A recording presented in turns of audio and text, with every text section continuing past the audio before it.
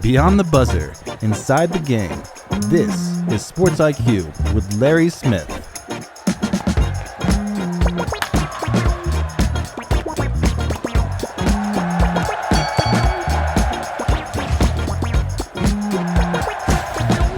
SportsIQ, it's Hump Day, Wednesday, October 1st. Glad you're with us here. Larry Smith, and we've got a great guest coming up a bit later. Joe Gaither joining us, talking Alabama Crimson Tide. Listen, things right now are just hunky-dory, right? In the SEC down in Tuscaloosa, the big win over Georgia. Big game this week against Vanderbilt, and boy, stop and check yourself. Not often do you have a big game against Vanderbilt, but it's not often that Vanderbilt is ranked number 16 in the country. Check that as well. So that's rare that's happened. So anyway, that's coming up here a bit later. But otherwise, we have just a lot to talk about. We're actually going to start in the WNBA. We have a lot of W news here this hour. Let's start with the Game 5 last night in the playoffs. Fantastic series between Las Vegas and Indiana. Aces at home looking to punch their ticket to the finals. Asia Wilson coming in with 35 points. Jackie Young had 32 to lead Las Vegas back to the WNBA finals, holding off the injury-ravaged Fever 107-98 in overtime in that deciding Game 5 in the semifinals series. The Fever, already without several stars, including Caitlin Clark, of course, Sophie Cunningham, several others. He loses another player last night in the third quarter as a star and MVP finalist, Kelsey Mitchell, went down with an apparent leg injury. She did not return. She was a leading scorer at the time with 15 points when she went down to injury. The Fever still forced overtime even without her. To show you their resilience, they were 3-0 in elimination games, I should say, coming up to into tonight. 6 Fever players in double figures. Odyssey Sims stepped up with 27 points after Mitchell went out. Natasha Howard finished with 16 points. So the Aces, who won the title in both 2022 and 23, now return to the finals to face Phoenix. In the season series, the Mercury won the first game back in early June. The Aces won the last 3. So that series begins Friday in Las Vegas. Remember, this is the first year with a best-of-7 WNBA final. So this should be interesting. Love that they have gone to that. Remember, last year it was a best-of-5. It was in Game 5 in overtime in the final seconds when Breanna Stewart hit that running jumper to beat Minnesota. So, but again, it is now Las Vegas against Phoenix. We can't wait for that. We're not done with the W, by the way. Later, we will hear what may be the first salvo and what could become a pretty tense labor struggle between the league and their players. That is on the way here in the P block. So stay with us. It's a few minutes away. If you heard about Nafisa Collier, we're going to play that for you, what she said, and talk about it. The baseball playoffs also getting started last night. All 4 wild card series in action. All 4 will resume today. Shohei Ohtani and Teoscar Hernandez hitting 2 home runs apiece. Blake Snell struck out 9 over 7 strong innings. L.A. beating Cincinnati 10-5 to take Game 1. Tommy Edman also homered for L.A. He set a franchise record with 5 long balls in 1 postseason game. But not everything is great, though, in L.A. A shaky Dodgers bullpen had the crowd up in arms in the 8th when Cincinnati batted around. L.A. relievers, they just could not hold the lead. They combined to issue 4 walks as the Reds scored 3 runs and pulled to 10-5. In fact, 3 pitchers in that inning needed 59 pitches to get 3 outs. Listen, we discussed the Dodgers bullpen. Producer Tony has been saying it all year long. That bullpen really is their Achilles heel in the season and in the playoffs as well. That was so Dodger fans, you get the win, but boy, that was not good, and reason to have to be concerned, if you will, moving forward. In the other NL series, Seiya Suzuki and Carson Kelly each hitting back-to-back home runs, hoping the Cubs beat the Padres 3-1. So the Cubs can win a playoff series for the first time since 2015 with a win today at Wrigley. The Cubbies' pin, by the way, is the opposite of the Dodgers. Chicago relievers going 4 2/3 innings of no hit, no walk ball to ensure the Padres never got back into the game. In the American League, the bullpen also a deciding factor in Game 1 of the Bronx between the Yankees and Red Sox. Garrett Crochet retiring 17 consecutive batters in a sparkling pitching performance, and pitch hitter Masataka Yoshida lined a 2-run single off reliever Luke Weaver that sent the Red Sox past New York 3-1 in their AL wildcard series opener. New York loaded the bases with nobody out in the 9th, but all-star closer Aroldis Chapman worked out of a jam against his former team. Boston 10-4 versus its longtime rival this year, and now halfway to winning the best of three playoff. Again, all three games, if there are three games, will be played in the same city. So same two teams at New York today, and the Red Sox can close them out on the road with Toronto waiting, the AL East champion. In the other game, Tariq Skubal tied Detroit's postseason record with 14 strikeouts. Detroit beating Cleveland on the road 2-1. Will Vest got the final 4 outs for Detroit, surviving a tense ninth inning after Cleveland star Jose Ramirez got hung up between third base and home for the second out. The Tigers can advance to the AL Division Series for the second straight year with a win today. Again, a best of 7 series, best of 3 series, I should say, there as well. And again, the Tigers, boy, we talked about finishing the season, winning just 6 of the last 21 games. They went 6-15, giving up the AL Central crown to the Guardians, but now they can get the revenge with one win in these next 2 days. Okay, an off-the-field note in baseball. Manager Ron Washington will not return to the LA Angels in 2026. The team making that announcement on Tuesday. Interim manager Ray Montgomery also is not expected to be back, although the team has not announced any changes to the staff just yet. It's unclear if their general manager will be back. A lot of things to talk about there in Southern California. Montgomery, previously the club's bench coach, stepped into the interim manager's chair after Washington left the team for medical reasons back on June 20th. Washington later revealed he had quadruple bypass surgery. He revealed that news in August. So again, Wash, one of the beloved characters in baseball as a player, longtime coach, manager, and a couple of places, and he will not be with the team next year. We certainly wish him the very best as he recovers from that surgery. So let's some NFL news now as we get ready for Week 5. Hard to believe that it's going to kick off tomorrow night. Kind of crazy. According to Matt Zenith of CBS Sports, the Cleveland Browns are expected to bench veteran Joe Flacco and give rookie Dylan Gabriel the start this week against the Vikings. Now, if they start Gabriel, the star quarterback who came out of Central Florida and then Oklahoma and then finished up at Oregon, he'll be the first quarterback to make the first start of their career outside the U.S. as Cleveland is playing the Vikings this week in London. Now, the stats tell you everything that you need to know about this move. The Browns are yet to score more than 17 points in a game this season. Out of 33 qualifying quarterbacks, Flacco ranks last in the NFL in passer rating, completion rate, and yards per attempt, just 5.1. If not for a 3-minute meltdown by the Packers in Week 3, when their mistakes allowed the Browns back in the game, Cleveland would be 0-4 right now. In the college ranks, UCLA and offensive coordinator Tino Sinceri agreed to mutually part ways effective immediately. That's according to a team spokesman. Sinceri's departure brings additional change to a coaching staff that's already in flux after UCLA fired head coach Deshaun Foster 3 games into the season and also parted ways with their defensive coordinator. Tight ends coach Jerry Neuheisel will assume offensive play calling duties beginning this week when UCLA hosts number 7 Penn State. Oh boy. UCLA has now changed out both coordinators and the head coach just 5 weeks into the season. The Bruins' worst record ever was back in 1940 when coach Babe Harrell led the team to a 1-9 record. This UCLA team could be the first Bruins squad to go winless in a season. Boy, it has just been awful out in LA this year with these Bruins. You think about the quarterback, Nico Iamaleava. Last year, he was in the playoff with Tennessee, and this year he could be winless going out to UCLA. This has just been just a catastrophe out there, and it's not getting any better anytime soon. They lost on the road last week at Northwestern in their modified soccer stadium while they're building their new football stadium. Northwestern, not a great team this year. No offense, Wildcats, they're not. Bad loss for UCLA and a series of bad losses for the Bruins. Elsewhere, the University of Colorado has been publicly reprimanded by the Big 12 Conference and fined $50,000 for discriminatory chants during Saturday's football game against BYU at Folsom Field. Here's a quote and a statement from Commissioner Brett Yormark.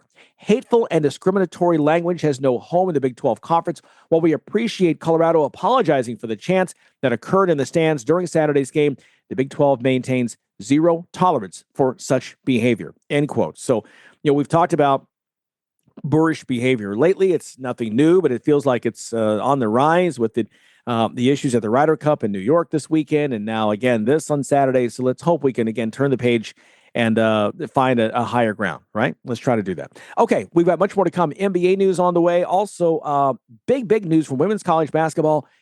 And the WNBA conversation, Nafisa Collier, and she has lit a fuse that clearly could explode when it comes to CBA negotiations here this winter. Lots to talk about. Joe Gaither still on the way as well to talk Alabama Crimson Tide. We're just getting started. It's a Sports IQ on a Wednesday. We're back after this.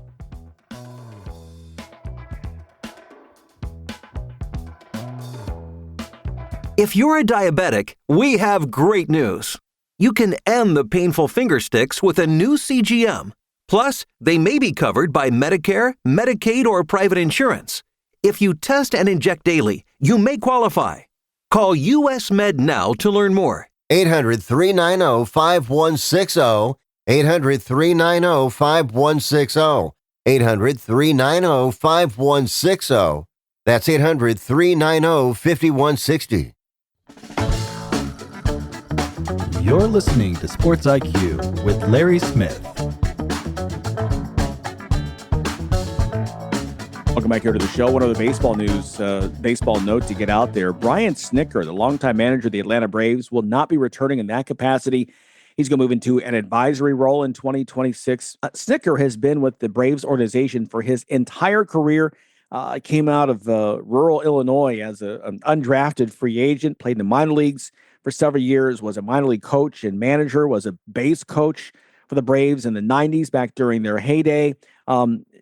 Very fast 10 years. Looking this up, I didn't realize it'd been a decade that he had been manager of that team. But again, he took them from Turner Field to the new stadium. He oversaw a change where they cleaned house and went with all young prospects and built a World Series champion in 2021.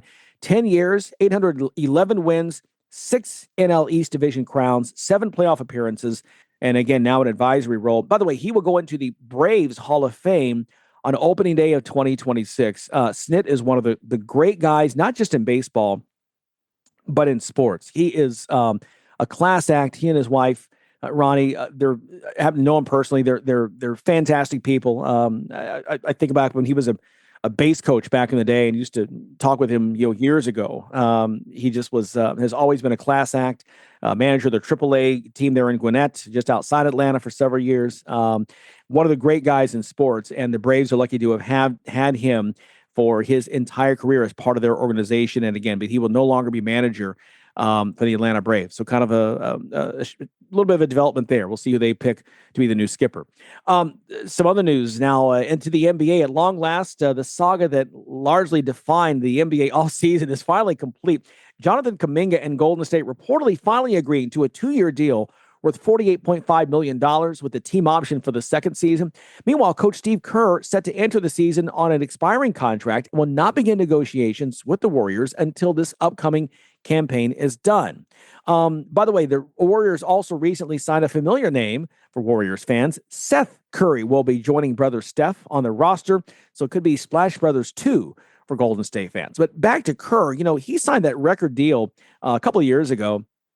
And his comments with the media were great on Tuesday. He just said, listen, we're comfortable. He said, I know what I'm doing. The GM, he said he's in sync with the GM, Mike Dunleavy Jr., with the principal owner, Joe Flacco. And he said, we'll discuss this. Do I think we'll have discussions during the season like we did last time? No.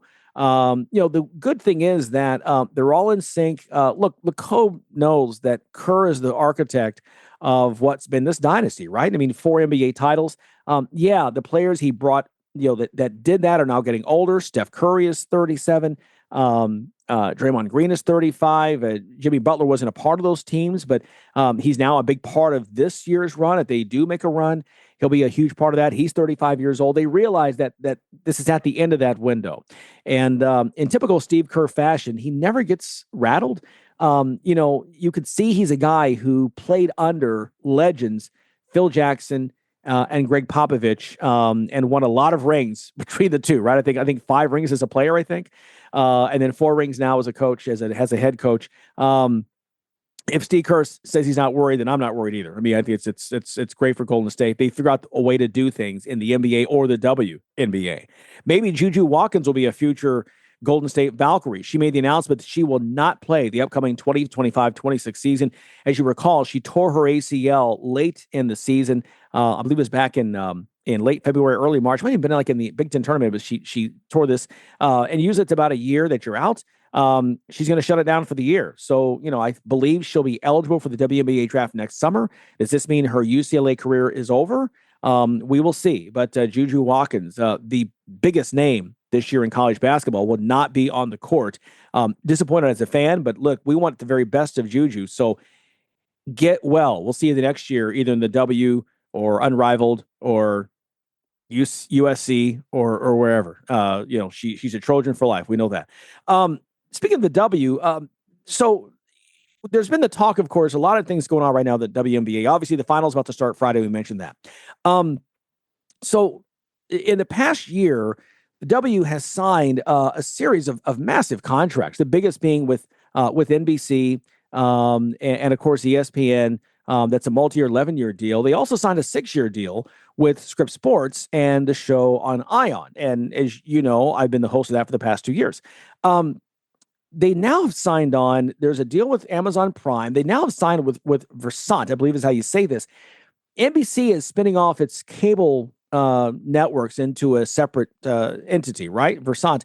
And so they have now signed a deal. They're going to do a doubleheader with a full studio production, pregame, halftime, game break in between, postgame, all that from a studio, all during the season, beginning here in 2026. So very much like what Ion did on Friday nights, they're going to do the same thing on Wednesday nights. They've got the power behind them of some really experienced people, formerly with CNN Sports. Matt Hong is a former executive who was over Turner Sports for years. Jeff Benke, also longtime Turner Sports guy. These guys they know basketball. They were with the NBA, obviously, for several years. They know television. They know cable. They know production. So expect this to be a high level production when they do this. And that's on USA Network starting here this season. And some other big news, again, that came out here just on the past couple of days. Okay. Nafisa Collier. So if you don't know her name, she's one of the biggest stars in the WNBA. She and Brianna Stewart, former UConn teammates, went in together and formed the Unrivaled League that in year one had such huge success. It's a 3-on-3 league. They built a special court on a soundstage down in Miami and had everyone there. Minimum salary was $100,000 for 2 years of play.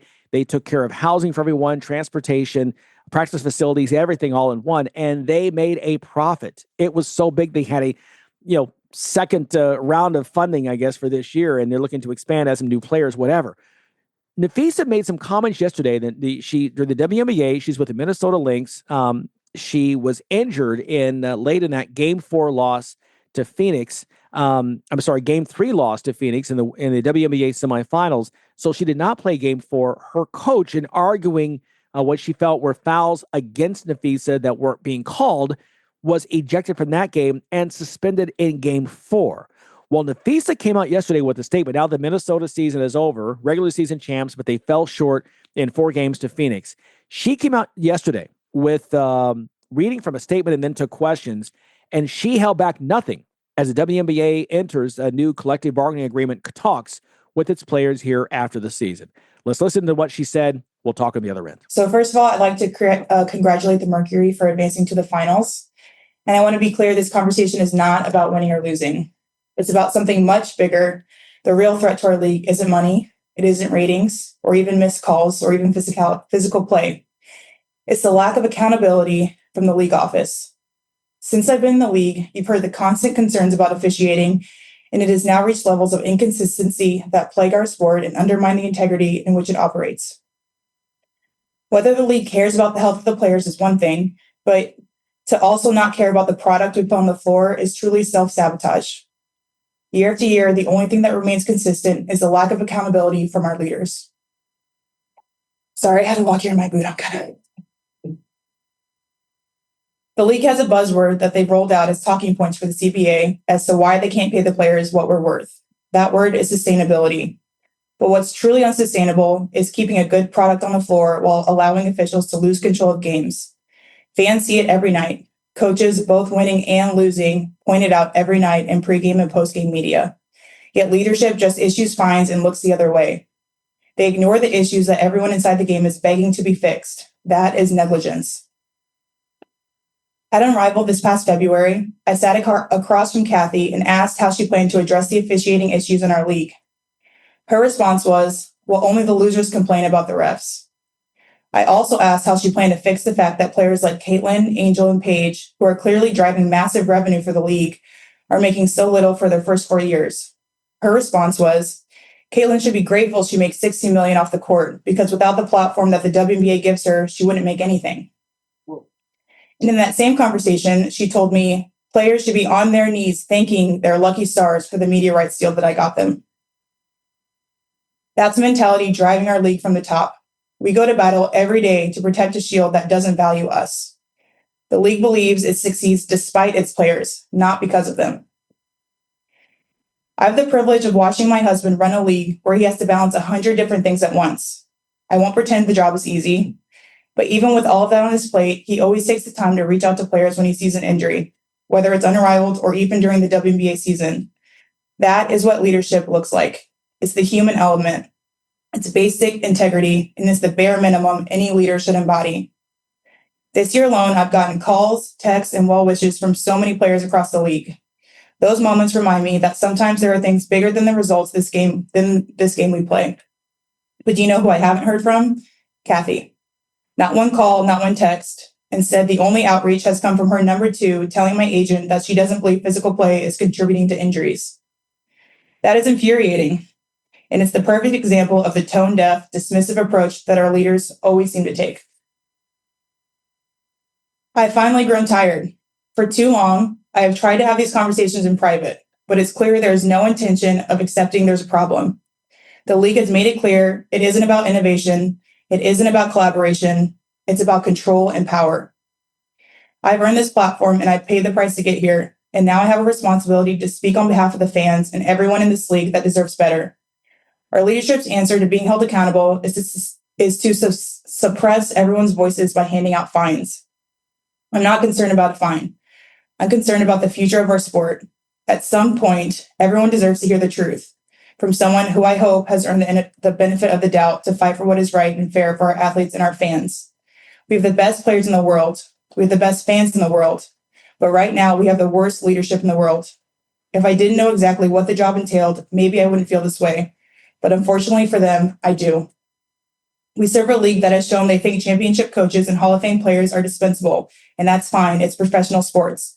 But I will not stand quietly by and allow different standards to be applied at the league level. Thank you. Okay, that's Nafisa Collier of the Minnesota Lynx, veteran player, and somebody, again, as I mentioned earlier, not only a player, not only the MVP leading candidate before she was injured in August, and Asia Wilson with her strong finish came in and took the WNBA MVP trophy for the record 4th time. Nafisa Collier, one of the top players in the league, and again, she's got some clout because she understands some behind-the-scenes stuff because of the Unrivaled League. Producer Tony, you have been saying for a while that you think these talks could get pretty precarious, and this just pours gasoline on that future fire. Yeah, she brought the whole gas station. She didn't just bring a can. She lit the whole Exxon station up right there in the middle of everybody. And, you know, listening to some of the other players back her in what she says, first of all, let's talk about her comments. Her comments were explosive. When she says, I have talked to the commissioner says that, you know, Caitlin Clark should be lucky that we have her. That's the reason she's making this money outside is because of the platform we give her. And some of the other comments she made, to make those public means you're not willing to talk backdoor anymore. You've had enough of this behind closed doors trying to get a deal done. You're not listening to us. That's what Nafisa Collier is telling the WNBA leadership. You are no longer listening to us at all. So we are going to take this public and we are going to fire the first salvo. That was like firing on Fort Sumter. That is, you know, trying to take the Alamo. That was everything right there. You know, they are making it known that they are not going to sit back and just take whatever crumbs you want to give us. We are an equal partner in this league. And if we're not going to be treated that way, you're not going to have any players come next season. Larry, I don't see this being a quiet, easy negotiation. At the very least, there's going to be a training camp lockout. in my mind, at the very least. And I will be amazed if the season starts on time, unless something drastic changes. You've heard the comments from Sophie Cunningham. You've seen the comments from Aja Wilson last night, both of them blasting the commissioner. Sophie Cunningham is like, I don't understand how this woman has a job, is basically what she said. Yeah. I mean, these are not happy people talking about the so-called leader of their league. Yeah. Yeah. And the thing that's concerning is that, you have Unrivaled, as we talked about. Unrivaled made money. There's nothing to say because they had the financial backing. The WNBA, and my love for the league, my love for women's sports, my passion for that, and what a joy it has been these past couple of years to work on the show. But to your point, you have to have the players, and Caitlin Clark doesn't have to play basketball to make her money, right? She's got a new shoe coming out next year. Nike's going to promote that regardless because of what she's done. That doesn't matter. So you take her, she's a Michael Jordan, you take her out of the mix. But the thing is, if you lose a Caitlin Clark, if you lose a Nafisa Collier, a Brianna Stewart, an Aja Wilson, you're right there. You're taking 4 of the top, arguably 10 players in the league, right? So all have won MVP titles, or in Caitlin Clark, she's a future MVP player. So if you take them out of the mix, what's to say that if they can't get this thing done, the Unrivaled says, well, you know what? We're going to expand into a second season. We're contractually obligated to do 2 months, January, February in Miami, like we've done. They're already very quietly adding other players. They're expanding to what they're already doing right now. That's already happening. What stops them from saying, you know what? We put this thing together in less than a year before. We now have the money to back it. We have the network and Turner that's backing us. So we have the media part set up and those rights. Yep. Turner needs content. What if we just expanded this thing and we did a second season this summer while you guys figure it out? And they come on and do some kind of thing with, that's not out of the question. No, that's absolutely not far-fetched. In fact, that, may be exactly what some of the Unrivaled people are talking about right now behind closed doors. How can we ramp up? We're going to get ready to have our season in January. How fast can we turn another season in the summer if the WNBA is in a lockout mode, or if they're in a flat-out strike mode? I don't understand sometimes about leadership in sports leagues. I get it if the players are asking for too much. If the players want 70 or 80% of the revenues, look, that's not a sustainable model for any business. I get it. I don't think that's what these women are asking for. What they're asking for is right. They get about 9%, I think, right now of league revenues goes to player salaries. That's nothing. Any of the other major sports that we have in this country are right around 50% of revenues. I don't know if the WNBA is there yet, but they better at least be in getting close to that with the amount of contracts they've signed and the amount of money that they're bringing in to the league right now. And they're bringing it in because of these players. Look, Commissioner Englehart needs to know nobody is paying $1 to see her put on a uniform and get on the court. Nobody. Yeah. And if it's just GMs and communications people and, some scouts that you're going to have, if you think you're going to play with those players and draw people, you are fooling yourself. Or even if you go to decide, well, if these players don't want to play, we'll go get other players. That's not going to happen. You're not going to have the product you need to draw the kind of attendance and the kind of eyeballs you've been getting in the last 2 or 3 years. Yeah. And here's the investment thing I was talking about. So less than a month ago on September 8th, Unrivaled announced that they had a Series B investment round that was led by a venture company, Bessemer Venture Partners. And so because of this, the league is now valued at $340 million. Now, it is a 2-month league. That's a 3-on-3 league that, let's say at the moment, I think last year they wound up having 36 players in it. They're expanding that 36. But the reason they're able to go back in year 2, we know startups never, you want to break, if you break even, it's a success in year 1, right? Right. They made money. They made millions in year 1. So they're able to go out and do this again on the second round. Trae Young of the Atlanta Hawks All-Star, Franz and Moritz Wagner of the Orlando Magic were among those who went in and invested further in this. look, you've got a model that clearly people are going to buy and they're buying into. So, to me, and I'm not an investment guy, I just have my little small portfolio, whatever that is. But to me, if you've already made money, you don't need more money because you already have the money right now. Why did you need to go get a second round of funds for a first year league that made money? Right. Could it be that you need to build other arenas? Could it need that you need to get other things ready to set up to run at an earlier time? That all, Larry, makes complete sense. Like I said, I don't see this getting prettier for the WNBA. I think this is going to be a protracted, ugly labor squabble that if they don't get their act together could undo all of the great things that are happening. And imagine those media partners that just paid millions to get into this thing. And the league office comes and says, well, we might not have a season next year. Yeah. Okay. Let me get my lawyers involved because we be a suing. Yeah. And on top of that, all of the given the expansion fees for those future teams, Detroit, Cleveland, and Philly, that those checks haven't, cleared yet. But to your point, there's a lot of money here at stake. And what it does is that even if they're not doing that, they're not, setting up, arenas just yet or facilities, they have the capital to do so very quickly. If they get into November and December, this is not happening to say, you know what, we're going to do our own thing. We're just going to not play for you guys. And we're going to go over here and play this other thing too. Now, contractually, I don't know where they stand in that in terms of but if you have a lockout and they lock the players out, okay, you're going to lock us out. We'll just go play over here. Unlike anything before, you have options. When the NFL had its lockout back in the 80s, there was no other option. When Major League Baseball had their work stoppage that cost us a World Series in 94, there were no other options. Women's pro basketball players have options in the offseason from the international leagues right here. And it could be a season 2, a summer season of unrivaled. So, look, we hope it doesn't happen. We hope they figure things out. But if it does, you heard it here first on SportsIQ. All right, Joe Gaither talking Alabama is up next. You're locked in to SportsIQ with Larry Smith.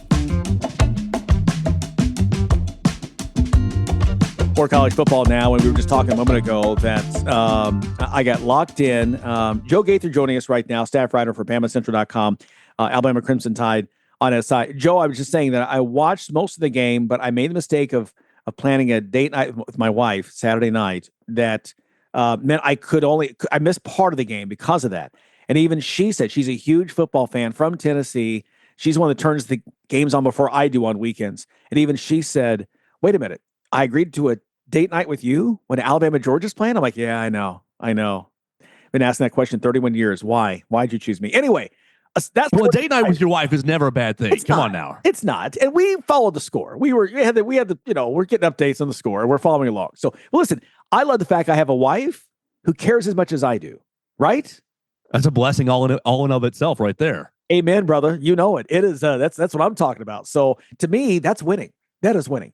Speaking of winning, Alabama, I've been going on for the past couple of weeks about the SEC. We never see Alabama, Georgia. We never see Georgia, LSU. Back-to-back years now, we've seen these two play. This was a tremendous win for Alabama, and a huge victory, not just in the game itself, but for the program and for Kalen DeBoer. You lose this game, and boy, we're going to hear some squawking. Absolutely. For Alabama to, kind of get over some of the problems that they have shown throughout the year and a half, and obviously that's still going to be a narrative the rest of the year. Can Alabama play well on the road? Can Alabama beat Alabama on the road under Kalen DeBoer? You go week 1 down to Florida State and look basically shell-shocked, and all those problems from last year are still there. But then really you go into Athens between the hedges, a place where, as you said, you haven't been there since 2015. So the Georgia fans are hungry to see a victory over Alabama, and you basically go into the Lions' den and jump out on them 14-0. You end up taking that 10-point lead at halftime, and you hang on for dear life. A couple of maybe less than savvy decisions by Kirby Smart. He gives you a little bit of help right there early in the fourth quarter, but really, really a great win for the program, a great win for Kalen DeBoer, who is trying to basically ingratiate himself to a fan base that is never, ever, ever satisfied. But a win over Georgia certainly goes a long way, and definitely a win on the road goes a long way. So you're undefeated in conference play, only one game in, but you can't be undefeated without winning the first one. So a big first conference win for the Crimson Tide this season. Well, and I think it puts them in, too, with LSU falling, obviously Georgia falling. There's a huge shakeup there in the top 10, and we see Alabama back in at number 10 this week in the AP poll. They lose this game, and they would fall, south of 20, maybe even fall out of the rankings. I mean, depending on, who's voting and what their feeling is on that day. But I think it's huge, again, like I said, for the program, because the SEC, what we're seeing right now, and I want to get your thoughts on this, is that this is not your big brother's SEC or your daddy's SEC or granddaddy's, in terms of you're not going to have one or two teams dominate. There's going to be 5 or 6 teams every year that are going to be in the chase for that playoff spot. And Alabama missing last year. Well, now they jump back into the mix. Mike Elko's got Texas A&M playing very well. Texas, a big game at Florida this weekend. But here's for me, it was a message for Alabama to send to the SEC and the country that no, we're still here. We can still win the big games even on the road. Oh, 1,000%. And you got question. I mean, you had question marks going into the game, and then you looked ahead through the rest of the season. You're at Missouri, who's having a great start of the year. You're at Auburn, not so great of a start of the year in the last couple of weeks, but you still going down to Jordan-Hare, and that's going to be Coach DeBoer's first time over there. You're going to South Carolina, who kind of stumbled a little bit as well. So, like, your road questions, you're still going into 3 very difficult environments the rest of the year. You're welcoming Oklahoma and LSU into Bryant-Denny Stadium. So the schedule the rest of the year was setting up, and it is still setting up to be very, very challenging. So if you lost the first conference game, you lost to Georgia, well, you were going to be thinking about, well, can we win a tiebreaker and get to the SEC championship game? Can we win the right games and stay, will the strength of schedule carry you throughout? You've still got a lot of tough challenges ahead of you if you're Alabama, but to get over the first one, especially one that is a top 5 Georgia Bulldogs team, back-to-back national champions and SEC champion last year and playoff team last year, to get over that hump, to basically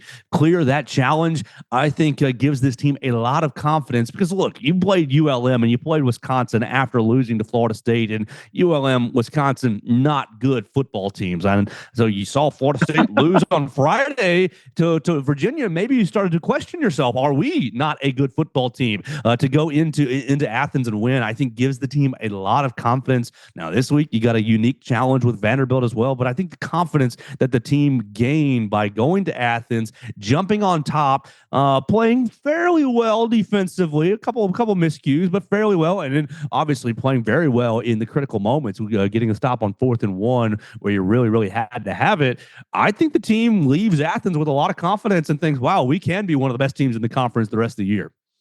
How about your quarterback, Ty Simpson? I just saw a note that was interesting. The play that he has had so far, the junior, joins Illinois' Luke Altmaier as the only quarterbacks in FBS with at least 10 touchdown passes and no interceptions. No one's mistake-free, but he's certainly, he's valuing the ball and making good decisions.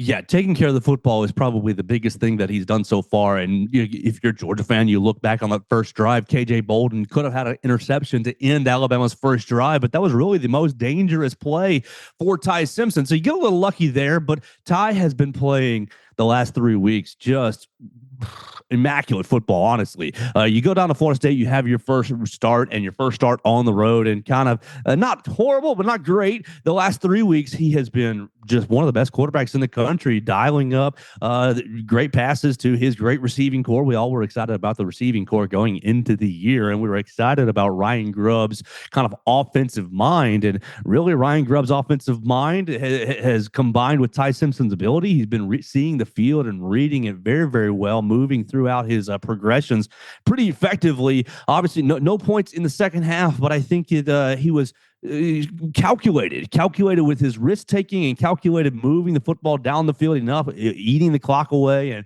controlling the field position. So I think if you're an Alabama fan, you're feeling very excited about the quarterback play you've seen for the last 3 weeks. The first week, you kind of give him a pass for being the first start of his career. The trajectory for Ty Simpson over the last 3 weeks, I think, makes you very excited for where this team can go.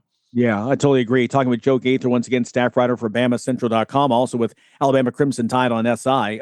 So this Alabama sequence right now sets up exactly like it did last year. Win over Wisconsin, a win over Georgia, and the next week is Vanderbilt. And it was in this game last year on October 5th when they fell up in Nashville 40-35, and I think they carried the goalpost like to the Columbia River or something, on a Cumberland River. It was something crazy like that. But anyway, look, there's no way that, the Commodores are going to sneak up on the Tide this year the way they did a year ago.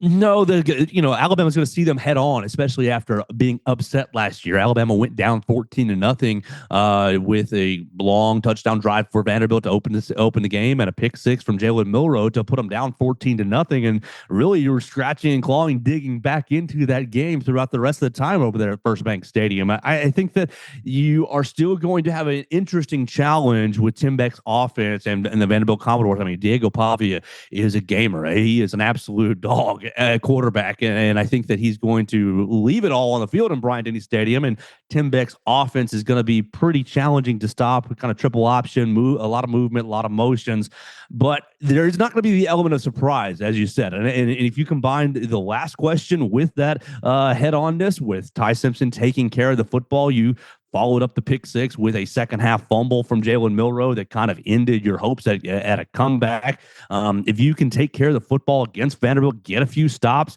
I think the talent is inevitably on Alabama's side. You're just going to have to play hard, play committed, and play solid football.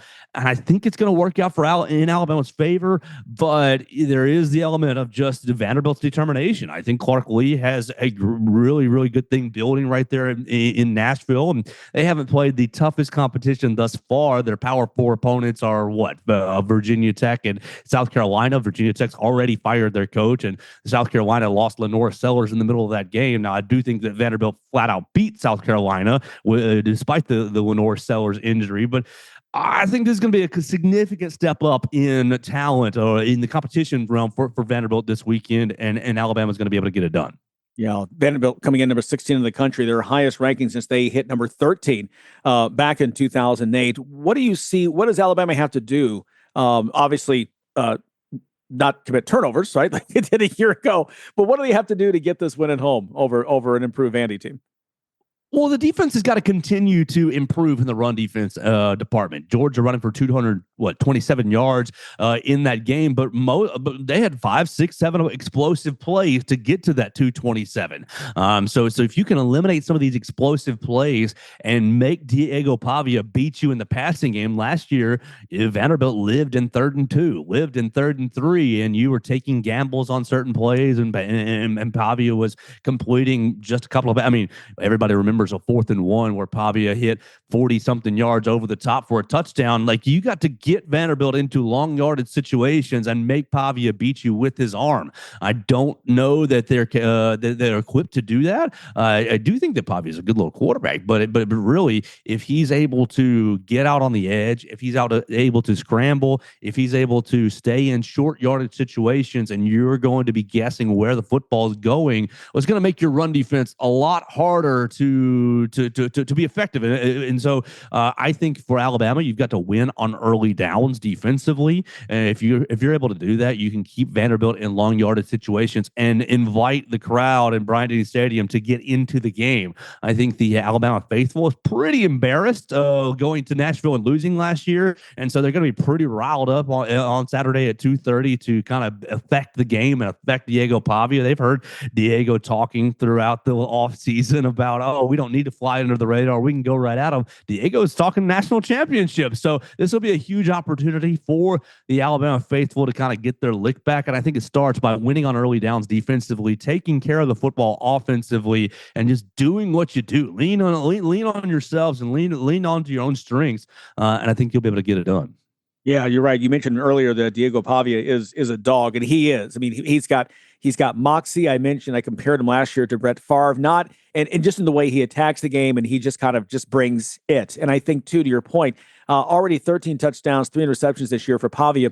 For Alabama, you can't let him get on a roll. That second half last year, he got into a rhythm, and they made it count for them. I want to get your thoughts as well on the SEC schedule. They announced again kind of this change. We're going to see Alabama playing Georgia. We're going to see Alabama playing these teams that haven't always played year in, year out. What's the thought there in Tuscaloosa, the way this all came out with this new set of the way they're doing scheduling?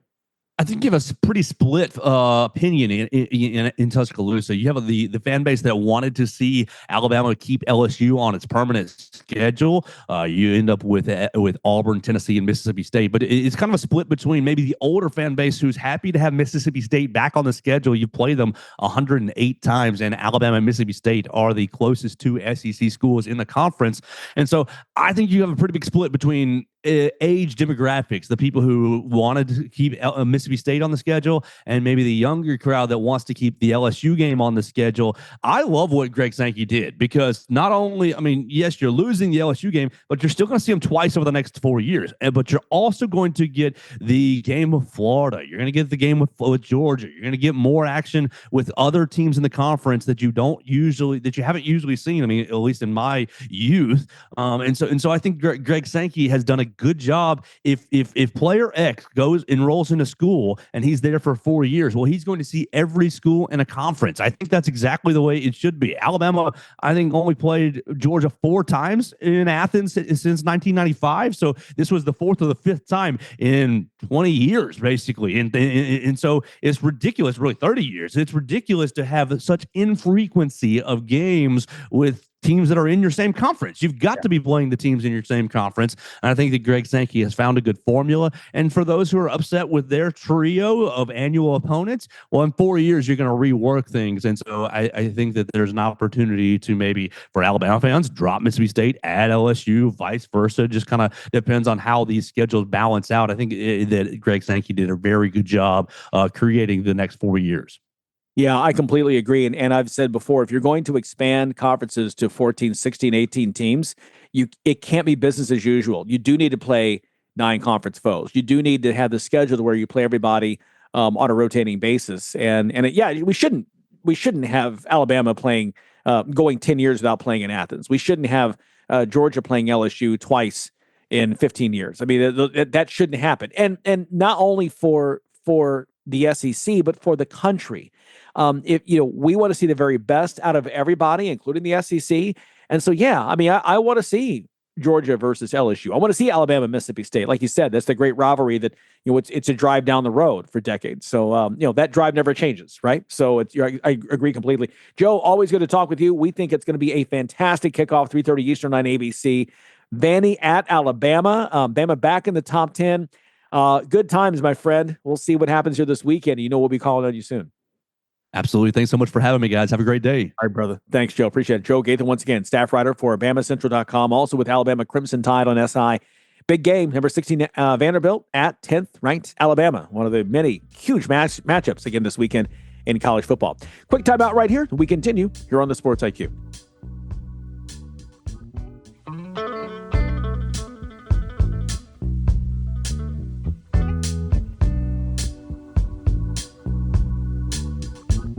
Okay, very quickly now, baseball, day 2 of the first round. Producer Tony, by the way, I love the best of 3 format at the same city. You're not changing teams because you get to be the host.